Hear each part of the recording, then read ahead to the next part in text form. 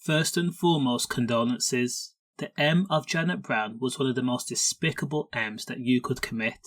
Now, Janet Brown had come from an affluent family, defined as an heiress to a fortune that ran into the millions. Janet Brown, who was from Hexham, had lived a modest life also. The property developer and part-time film extra had prided herself on family unity. At the age of then 45 years old, Janet had lived with her family still. Her parents, Eric and Olive Brown, at the family farm in the Northumberland countryside.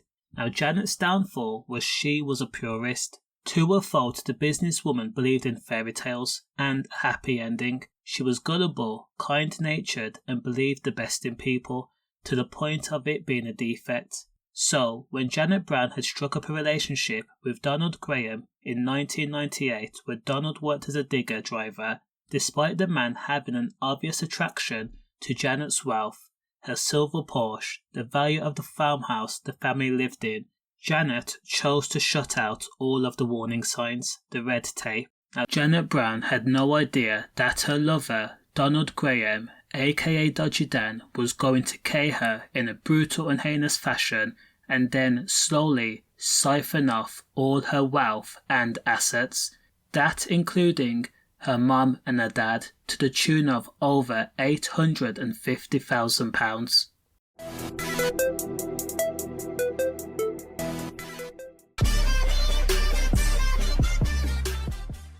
Donald Graham had called himself the Teflon Don, even though people often referred to him as Dodgy Don. Janet was so besotted with Donald Graham, who modelled himself after old school gangsters. The day before Janet had gone missing, Donald had strong-armed Janet to transfer him £300,000 directly into his account. You would be mistaken if you thought that this was done out of love. It was actually done out of clouded fear and a person looking for acceptance. It was alleged by friends that Janet had also secretly picked out a wedding dress in hopes of marrying Donald, despite the fact that he was already a married man, something Janet knew about. Outwardly, Donald was very good at projecting himself onto others. Donald was very impersonable. He allegedly shared the same values as Janet, Eric, and Olive. He often did kind things like fetch the shopping. He talked to Eric about football and cricket and did odd jobs around the farm, but Donald was a chameleon. Beneath a cheeky smile and a firm handshake, or a pat on the back or shoulder, was a criminal of a man who was also known as Dodgy Dan, as I said, a man who was a fraudster, a name he was not fond of either. Donald was a bully and a manipulator and conniving and an opportunist of the worst kind. Donald was married to an unnamed woman, but was also involved in a long-term relationship with Janet, who technically was the mistress, and the £300,000 that had been transferred into Donald's bank a day before Janet had been missing, those funds would later be used to help buy a house for a third woman Donald had met just days after Janet's M. Donald had met school dinner lady Elizabeth Todd a few days after Janet had been missing. In order to impress the mom, Donald brought her a house. The 52-year-old, whom had been on the poverty line and lived in the council flat with her son, her life had changed drastically when Donald entered it.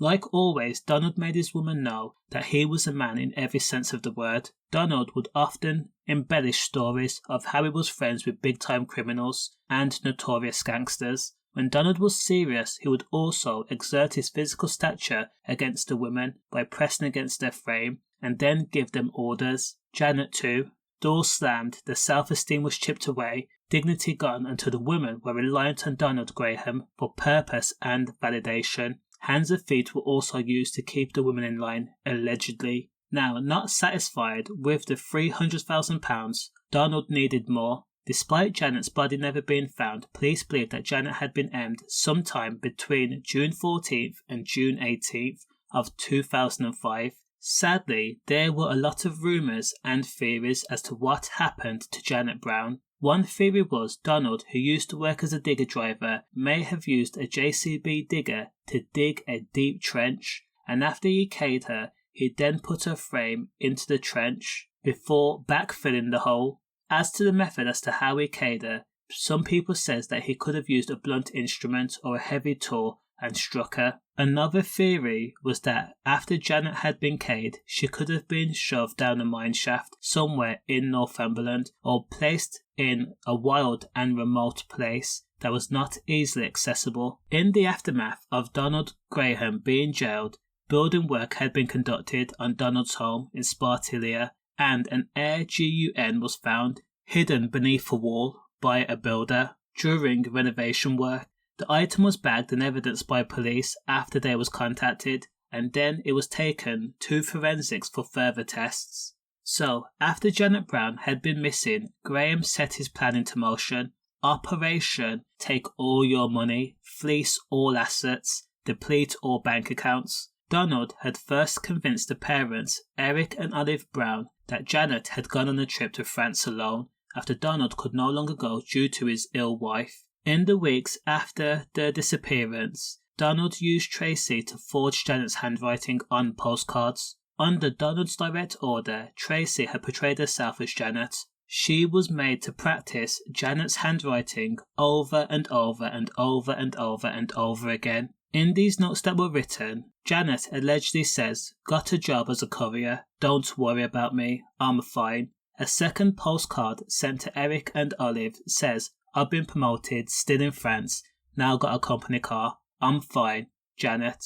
So convincing was Dodgy Don's deception that when police inquired about Janet's whereabouts after she failed to turn up to her role as an extra, Janet's own parents told Northumbria police they had no concerns over her safety, as they were assured that she was somewhere travelling in France. Janet's parents told police Janet did not have a working phone, but she passed a message to say that when she can, she will get a phone and then make contact. The police officer that followed up on the inquiries noted that the mum and dad were calm and happy and reassured. After 700 plus days, 2 years later, of no one hearing from Janet Brown, a friend demanded answers from Donald. Maureen Brown had attempted to contact her friend Janet a number of times by mobile.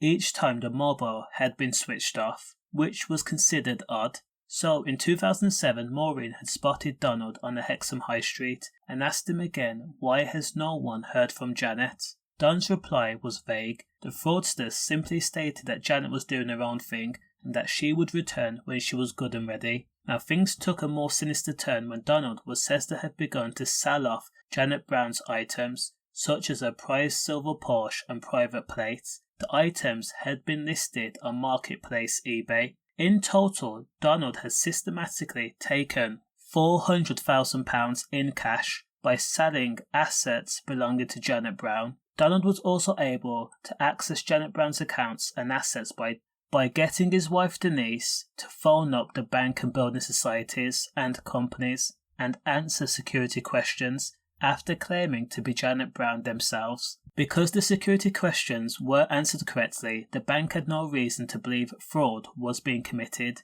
and when Eric and Olive were getting ill and reaching towards the end of their life, Donald stepped in to take control of their accounts. As he sat with them and did the weekly shop and held their hands and wiped the sweat off their brow, Donald was helping himself to a further £285,000 from the elderly couple. Donald then used the money to buy himself heavy gold chains and rings, farmhouse, a Ferrari, Alfa Romeo, Land Rover Discovery, and also a convertible Porsche Carrera.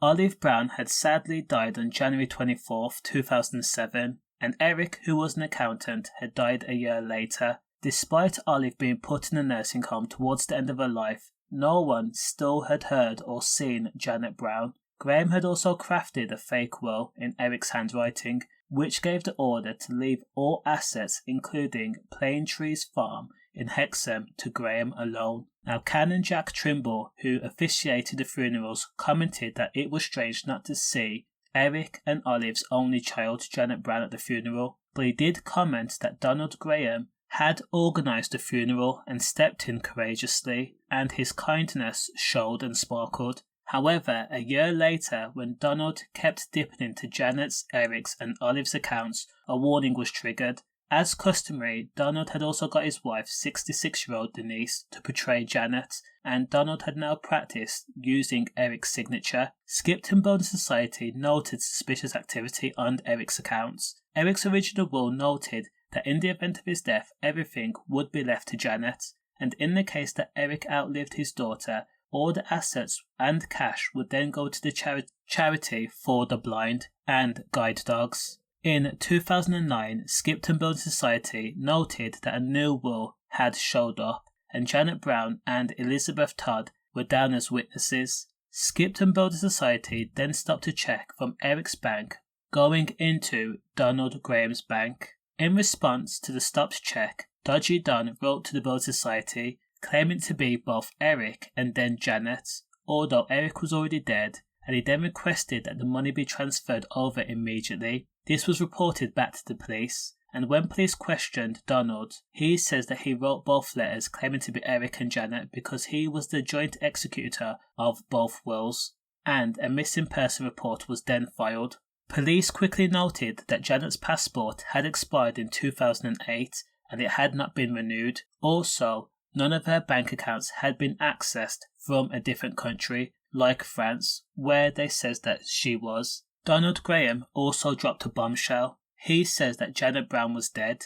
So Donald Graham, aka Teflon Don, aka Dodgy Don, from Sparty Lee, was charged with 19 offences in September 13 of 2013, nearly 4 years after the investigation began. He was charged with DM, 2 counts of obtaining money transferred by deception, 13 counts of fraud, forgery, conspiracy to commit fraud, and perverting the course of justice. The then 66-year-old man had appeared at Newcastle Crown Court on September 17th of 2013, and he had the gall and brass to plead not guilty to all charges on January 10th, 2014.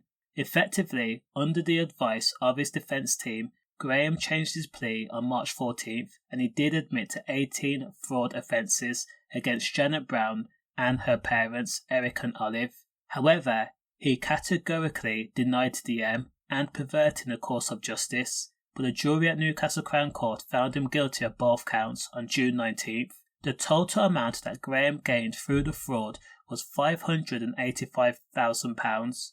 Sadly, Janet Brown's body has never been found, and as for Dodgy Don, he has refused all questions as to where Janet Brown has been placed. He has never admitted to the M of Janet Brown, and as for all the money he had taken, he was ordered to pay back just £1. Effectively, he had stolen £800,000 from Janet, Eric and Olive in order to fund his luxury lifestyle. Does the crime match the sentence? Let me know. Stay safe.